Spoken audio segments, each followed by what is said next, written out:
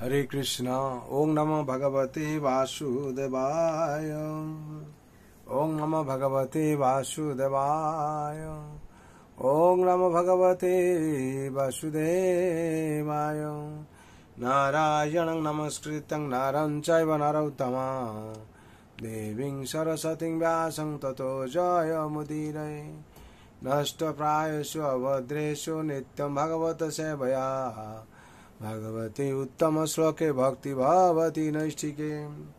कृष्णाय वासुदेवाय देवकी नंदनाय च नन्दगोपकुमाराय गोविन्दाय नमो नमः।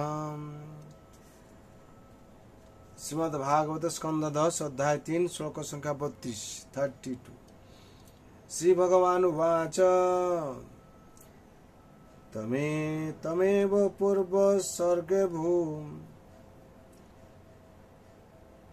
भूष्णे स्वायंभुवे सती तदायं सुतपा नाम प्रजापतिरकर्मस।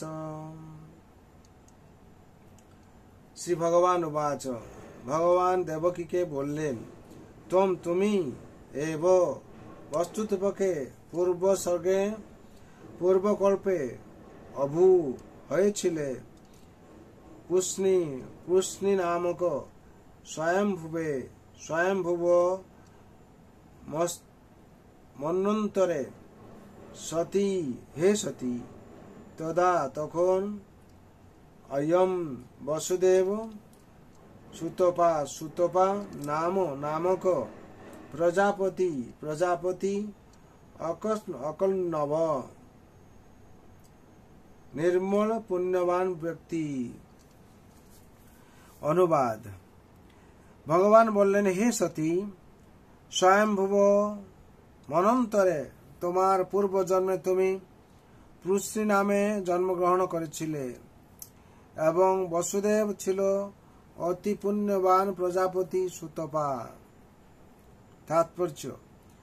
ভগবান দেবকীকে জানিয়েছিলেন যে এই জন্মেই কেবল তিনি তার মাতা হননি, পূর্ব জন্মেও তিনি তার মাতা ছিলেন। শ্রীকৃষ্ণ নিত্য এবং ভক্তদের মধ্যে তার পিতা মাতার মনোনয়নও নিত্য। পূর্বেও দেবকী ভগবানের মাতা ও বসুদেব ভগবানের পিতা হয়েছিলেন এবং তখন তাদের নাম ছিল পুষ্ণি ও সুতপা। ভগবান যখন আবির্ভূত হন তখন তিনি তার নিত্য পিতা মাতার পুত্র রূপে আবির্ভূত হন এবং তারা ভগবানকে তাদের পুত্র রূপে গ্রহণ করেন। এই লীলা নিত্য এবং তাই তাকে বলা হয় নিত্য লীলা। তাই বিস্ময় অথবা উপহাসের কোনো কারণ ছিল না। ভগবত গীতায় 4/9 সেই সম্বন্ধে ভগবান স্বয়ং বলেছেন জন্ম কর্ম চমে দিব্যং মেবং জবেতি তত্ত্বতম তক্তং দেহং পুনর্জন্ম নৈতি মামেতি সর্জুনহম। হে অর্জুন, যিনি আমার এই প্রকার দিব্য জন্ম এবং কর্ম যথার্থভাবে জানেন তাকে আর দেহত্যাগ করার পর পুনরায় জন্মগ্রহণ করতে হয় না। তিনি আমার নিত্য ধাম লাভ করেন। মহাজনদের কাছ থেকে ভগবানের আবির্ভাব এবং তিরোভাবের তত্ত্ব হৃদয়ঙ্গম করার চেষ্টা করা উচিত, জল্পনা কল্পনার দ্বারা নয়। যে ব্যক্তি ভগবান সম্বন্ধে জল্পনা কল্পনা করে তার নিন্দা করা হয়েছে। অবজানন্তি মাম মূঢ়া মানুষী তনুমাশ্রিতম পরং ভাবমজানন্তম অমৃত মহেশ্বরম। ভগবত গীতায় 9/11। ভগবান তার পরম ভাবের দ্বারা ভক্তের পুত্র রূপে আবির্ভূত হন। ভাব শব্দটি শুদ্ধ প্রেমের স্তরকেই ইঙ্গিত করে, যার সঙ্গে জড়জাগতিক বিনিময়ের কোনো সম্পর্ক নেই। হরি বল। এখানে 32 নম্বর শ্লোকের তাৎপর্য সম্পূর্ণ হলো। এখানে ভগবান বলছেন যে ভগবানের জন্ম কর্ম সব দিব্য। এই যে জিনিসটা আমরা বুঝতে পারি, তাহলে ভগবান এখানে যে বলেছেন আগের জন্ম কে ছিলেন, পরের জন্ম সে কে, হ্যাঁ, ভগবান নিত্যলীলা করেছেন। এখানে বলেছেন এবং তখন তাদের নাম ছিল পুষ্ণি ও সুতপা। পূর্বে ও দেবকী ভগবানের মাতা ও বসুদেবের